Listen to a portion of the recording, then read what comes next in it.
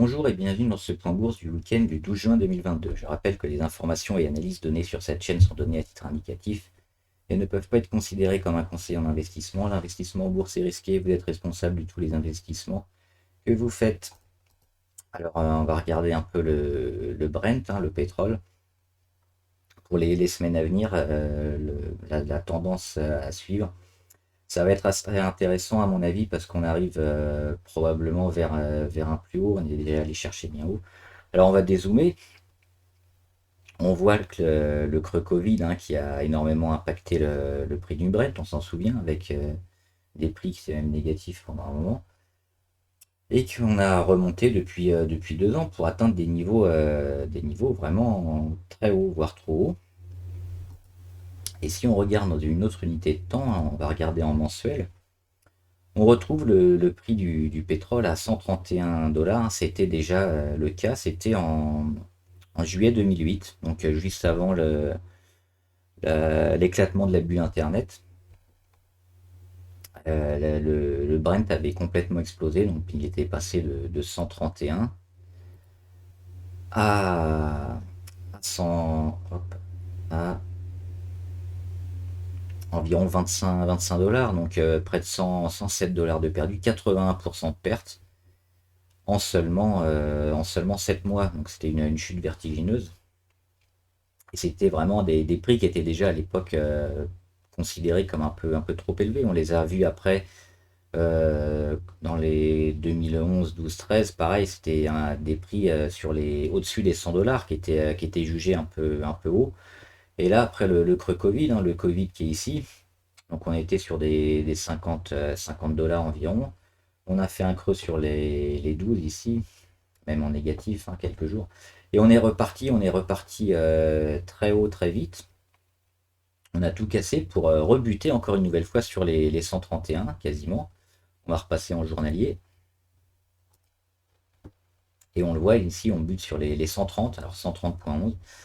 Et après, on commence à consolider. On rattaque un peu ces derniers jours, mais on voit qu'on bute. Le deuxième plus haut ici sur les 126 n'a pas été touché. Et puis le troisième plus haut sur les 124, il est touché. C'est un échec. Donc on pourrait considérer que c'est un peu un double échec ici sur le mois de mars et le mois de juin, qui pourrait annoncer une conso un peu plus importante. Donc d'où l'intérêt de peut-être s'attendre à une baisse du Brent et peut-être jouer contre le Brent ces prochains jours. Alors le signal encore, il est pas encore très fort, il est pas donné. Mais là, on est en anticipation, mais on est peut-être au début d'une belle chute. Donc ça se prend en compte et puis ça va être probablement confirmé la semaine prochaine.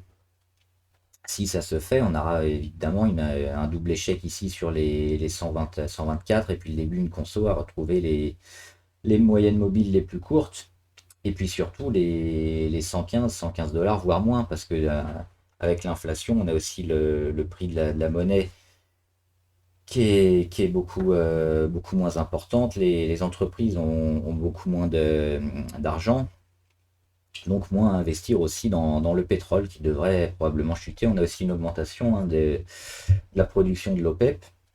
Donc tout ça, ça va commencer à jouer sur le prix et ça devrait commencer on devrait le voir chuter ces prochaines semaines. Donc maintenant, ce qu'on va regarder, c'est quand est-ce qu'il va chuter.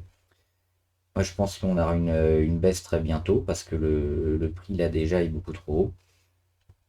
Donc le timing va être important pour, dès que la baisse sera actée, se mettre sur le Brent, probablement en short. On va regarder maintenant les vidéos, les valeurs que vous avez choisies, valeurs des abonnés. Alors Adobe. Adobe, on a énormément, hop, on va reprendre le pourcentage ici, énormément perdu. En 6 mois, on a perdu 45% de la valeur quasiment. On a peut-être confirmé la fin d'hémorragie, mais le support il est encore assez faible sur les 384. On voit qu'il a été testé une seule fois. Et là, on y revient une deuxième fois. Donc, on est sous toutes les moyennes mobiles. C'est pas sûr qu'il tienne. Il est loin d'être confirmé ce support à 384. on est un peu faiblard encore. Donc Adobe, on serait plutôt assez négatif, hein. On va attendre que ça construise un peu mieux avant d'éventuellement se placer dessus. Atos, euh, Atos le rebond, le rebond technique est terminé, hein, ici sur les 26,7. On est parti des 20,8 pour aller à 26,7, donc un très beau rebond en termes de pourcentage. Et en quelques jours seulement, on a tout rendu, hein, en 3 séances. En 3 séances, on perd plus de 20%. Donc tout ce qui avait été fait sur plus d'un mois. Et on retrouve à nouveau ce support. Alors le support intéressant parce que ça va être on va le tester une deuxième fois. Donc là, on va voir vraiment s'il il va être confirmé. Mais si on dézoome un peu, sur Atos, la courbe est quand même très moche. Et on n'est jamais à l'abri d'aller toujours plus bas sur ce genre de titre, d'autant qu'on a cassé une nouvelle fois toutes les moyennes. Donc c'est assez négatif aussi. Donc le support à suivre, c'est les 20,8. Et si on lâche les 20,8, bah on va probablement continuer de suivre ici l'oblique et toujours plus bas. BASF. BASF, c'est pareil. On a testé le support. Alors on l'a testé deux fois le support sur BASF, les 47,50. Et là, il y a des chances qu'on y retourne peut-être une troisième fois. Avec une grosse perte, hein, vendredi dernier. On a perdu 4% directement. Et on est plus dans la construction sur ce titre. Donc pareil, il faut attendre. C'est compliqué de se placer maintenant sur ce genre de titre qui est en construction, surtout qu'on a vu que la volatilité était assez importante ces derniers temps. Donc le titre là qui est dans un range entre 47,5 et 56 pour arrondir. Il faut lui laisser le temps de construire et de confirmer bien ses supports parce que là c'est pareil, hein, les 47,5 lâches. On va chercher probablement les 41, 42 et puis on continuera de suivre l'oblique catastrophique ici. Donc attention, Biosinex, alors celle-là elle est plus intéressante, Biosinex, parce que là on voit qu'ici toutes les moyennes, hein, sont rassemblées. Et puis il y a une petite baisse, une grosse baisse même de la volatilité, hein. On voit après le beau chandelier ici où il y avait eu les dividendes, hein, le 16 mai, détachement du dividende. On a perdu un petit peu, mais on s'est remis sur le bas des Bollinger. On n'a pas vraiment étiré, on a confirmé un peu le support à 16,16. On est allé juste en dessous une journée, on a méché après, mais on a quelques mèches ici. On a surtout cassé l'oblique ici de fin d'hémorragie. On est en embuscade sous toutes les moyennes. C'est plutôt pas mal pour Biosinex. Alors on sait que c'est une valeur Covid qui risque d'avoir un peu de mal avec la fin du Covid. Mais on peut toujours avoir des chiffres qui sortent qui sont intéressants et puis éventuellement des nouvelles vagues et puis toujours des achats, des confinements, des tests. C'est pas fini, hein. C'est pas complètement fini pour le Covid et Biosinex qui fait pas que c'est pas qu'une valeur Covid, hein. C'est dans le médical. Le médical, on sait, ça marche plutôt pas mal. Donc c'est une valeur à suivre ces prochaines semaines. Pour se placer, on va surveiller un gros chandelier, une belle journée à 3-4%, ou alors un pic de volume. Pour l'instant, on ne l'a pas. Mais c'est une belle valeur à suivre. Forestia c'est moche. On en avait parlé déjà depuis un moment. Là, je la refais rapidement, mais on voit qu'il est dans un range pareil, hein, entre les 20 et les 27. Il y a eu du rebond, c'était rebond technique pour aller chercher les 27, mais on est toujours dans une tendance très dégradée, hein. Je l'ai fait plusieurs fois, Forestia, je répète pas. On va aller probablement chercher une deuxième fois le support à 20,10 autour des 20. Et on verra comment le titre se comporte, mais on est négatif dessus. Intuit, je suis pas sûr de bien prononcer, je connaissais pas. C'est négatif et elle ressemble un peu à tout ce qu'on avait vu sur le CAC 40, hein, les valeurs qui depuis le mois de janvier descendent, suivent ce biseau comme ça descendant, cet oblique depuis le mois de janvier, et avec un support qui est généralement sur le mois de l'été 2021. Donc là, on a la même figure. Donc on va aller chercher un peu le support, on va taper l'oblique, et puis ce qui va être intéressant, c'est de voir à la fin de la figure où est-ce qu'on va partir vers le haut en cassant l'oblique ou vers le bas en cassant le support. Pour l'instant, on n'a pas les réponses. McKesson. McKesson, elle est en phase de conso. Alors elle est intéressante parce elle fait que monter, hein, McKesson. Elle n'a pas été trop handicapée par le Covid. On le voit, le creux Covid il est ici, hein. On a quand même descendu comme quasiment toutes les valeurs et puis on s'est bien remis. Et on a monté tranquillement après les mauvaises nouvelles du Covid. Et début d'année 2022, on est où? On est ici. Quand toutes les valeurs ont commencé à avoir du mal, et ben elle a continué à bien marcher. Donc c'est une valeur intéressante, hein, dans les marchés baissiers comme ça, une valeur qui continue à monter. Alors là, il y a un petit range qui s'est créé, il y a une petite consolidation à plat, c'est toujours bon, hein. On voit sur la MACD, on est monté très haut, on commence à redescendre, on se rapproche du zéro. Et qu'est-ce qu'on a perdu en matière de prix? Bah, pas grand-chose, parce que entre 303 et 335, ça travaille, ça consolide plutôt à plat. Donc là, c'est intéressant. Pour se placer sur McKesson, on va attendre encore un petit peu, parce que là, elle n'a pas fini sa consolidation. Et on verra où est-ce qu'elle sera sur la conso, peut-être les 303, hein. Ça va nous mener ici fin du mois de juin autour des 303. Et puis s'il y a une relance, probablement intéressant à prendre, mais on n'est pas à l'abri non plus d'une conso un peu plus forte sur les 281. Donc McKesson qui est en consolidation, fait attention. Salesforce. Salesforce qui s'est ramassé comme beaucoup, hein, depuis le début de l'année, même avant. Elle a commencé sa chute au mois de novembre. On le voit avec cette oblique qu'elle a suivi. On a cru qu'elle avait stoppé l'hémorragie ici sur les 180, mais finalement non. Elle continue de suivre cette oblique. Deuxième tentative pour signaler la fin d'hémorragie. Et on raccroche le premier support, hein, qui est devenu résistance après. Donc là, il est encore en rouge. On va le tester.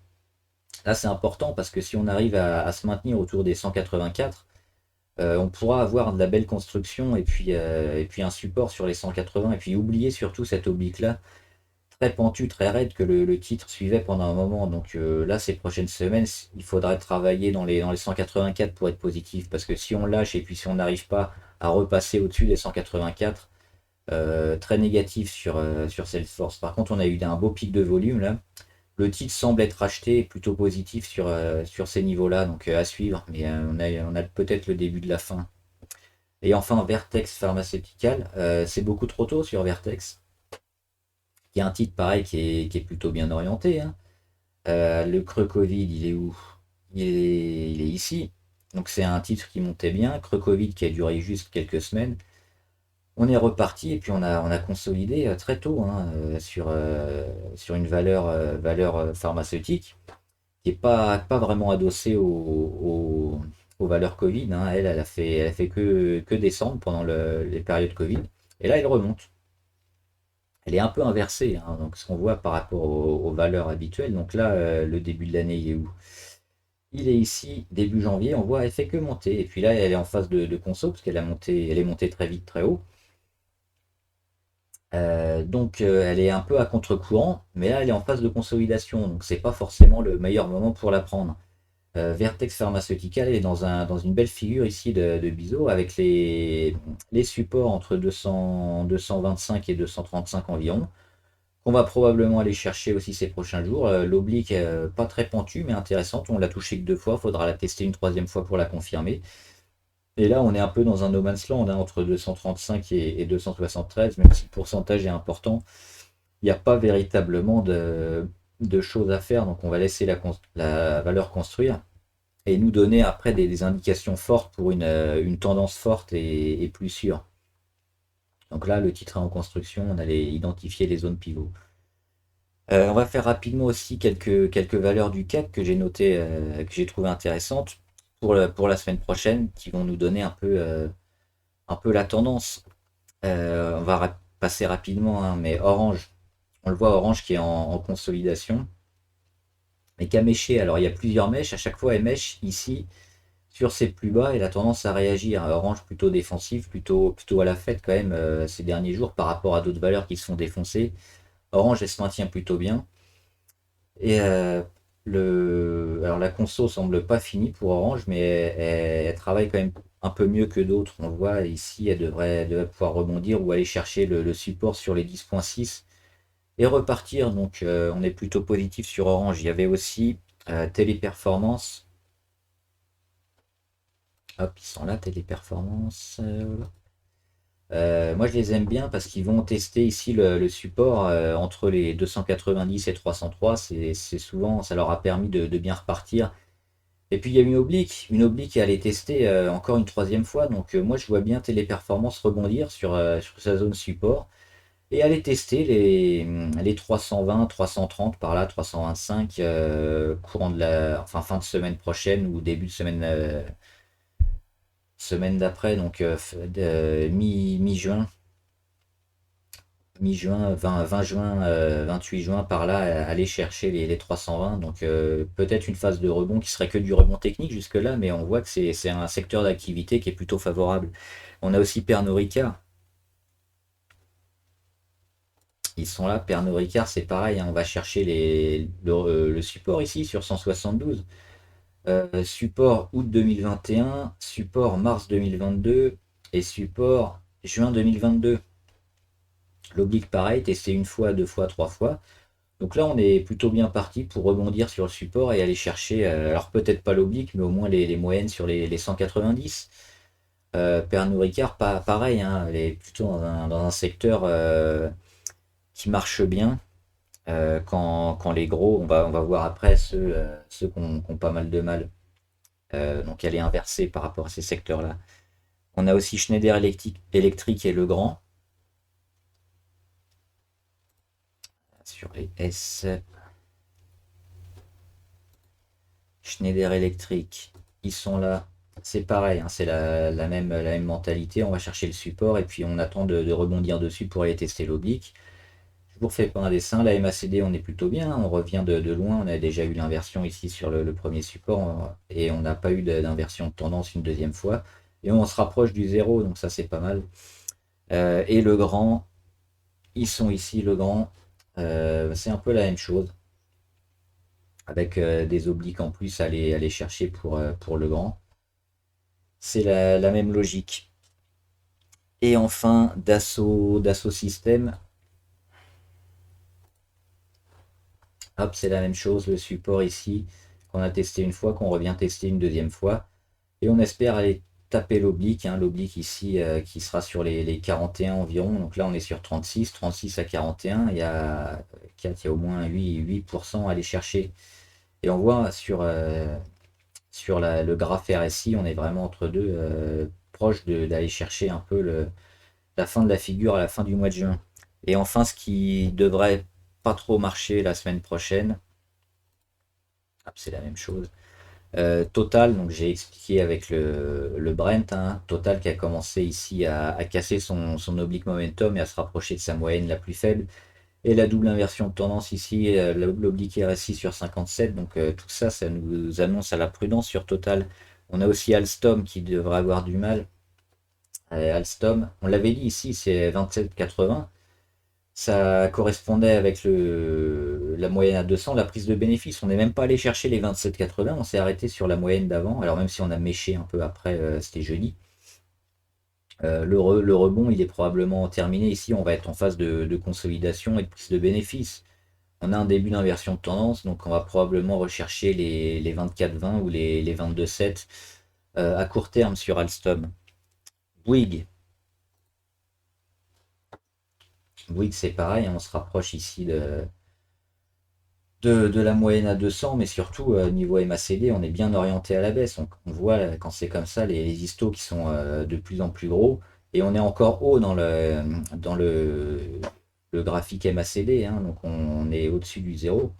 On va aller certainement les chercher et aller plus bas. On a cassé aussi l'oblique RSI sur les plus bas. C'est jamais bon. Sur Bouygues, assez négatif. On passe rapidement avec Danone, je ne l'ai pas fait. Danone. Double échec ici sur les 56,3, 56,5 environ. Du coup, qu'est-ce qu'on fait quand on a un double échec? Ben, on rend beaucoup, on a un gros chandelier ici assez mauvais, et puis on passe sous la moyenne à 200. Pareil, hein, la MACD, on est orienté à la baisse, on a cassé l'oblique RSI, on passe sous toutes les moyennes quasiment. On a cassé l'oblique momentum, donc sur Danone, c'est très négatif. Engie, c'est pareil. Il y a un gros gap sur Engie, je pense qu'on va aller le combler très prochainement, le gap des 11,6, on est à 12,2. Inversion de tendance sur la MACD, on a un échec sur les 12,8, on n'arrive pas à passer, donc NJ devrait être consolidé. On a aussi Hermès.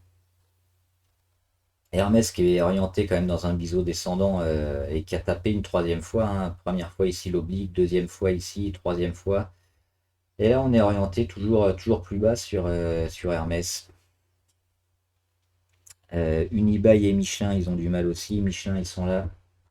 Ils ont fait un échec sur les 123. Michelin, ils ont du mal. Ils sont dans un range entre 110 et 123. On a de belles chances d'aller chercher plus bas et puis travailler entre ces deux zones pivots. Unibail, on est là. Le support à 53,8, il fait un appel du pied, hein, sur Unibail, qui a beaucoup de mal. Et enfin Renault et Sanofi. Sanofi. Alors Sanofi, ils sont toujours plutôt bien, mais là on part à court terme. Court terme, Sanofi, ils ont dégradé pas mal. Ils ont consolidé surtout, mais la fin de la consolidation me semble un peu plus bas. Peut-être ici, hein, on a un beau support autour des 91. Et là, on a cassé la moitié du chandelier très important à 98,50. On l'a cassé jeudi.